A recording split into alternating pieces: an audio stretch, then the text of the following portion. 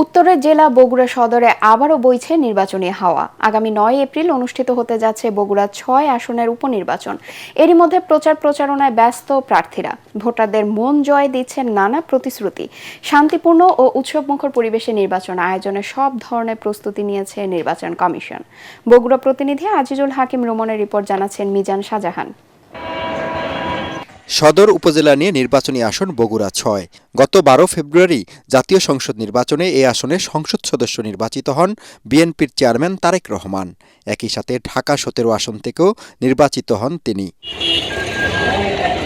পরে নিয়ম অনুসারে একটি আসন রেখে বগুড়া 6 আসনটি ছেড়ে দেওয়ায় এটিকে শূন্য ঘোষণা করে ইসি। 9 এপ্রিল এই আসনে অনুষ্ঠিত হতে যাচ্ছে উপনির্বাচন। ভোটাররা বলছেন, প্রার্থীদের আচরণ, অতীত অভিজ্ঞতা ও নির্বাচনী অঙ্গীকার মূল্যায়ন করে যোগ্য প্রার্থীকে সংসদে পাঠাবেন তারা। সৎ, যোগ্য, নিরপেক্ষ যে নির্বাচন করবে এবং প্রার্থী হবে আমরা তাকেই ভোট দেব। এই আসনে ভোটের মাঠে লড়ছেন 3 প্রার্থী।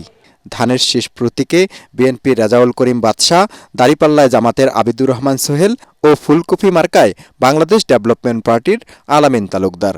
তবে জয়ের ব্যাপারে শতভাগ আশাবাদী রেজাউল করিম বাদশাহ ও আবিদুর রহমান সোহেল।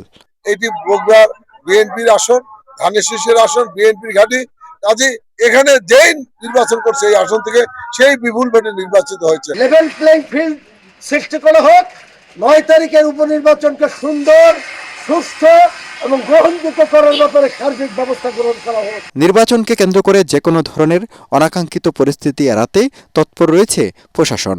র্যাবের টিম থাকবে, বিজিবির 8 প্লাটুন বিজিবি নিয়োজিত থাকবে, 18 জন নির্বাহী ম্যাজিস্ট্রেট তাদের টহল দিবে। তারা যদি কোথাও কোনো অপ্রীতি ঘটনা করে, প্রত্যেকটা ঘটনায় যদি কোনো চ্যালেঞ্জ আছে আমরা সেটা প্রত্যেকটা চ্যালেঞ্জে আমরা চেষ্টা করব।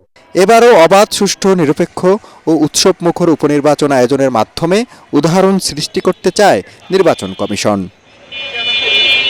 Bureau report, ATN Bangla.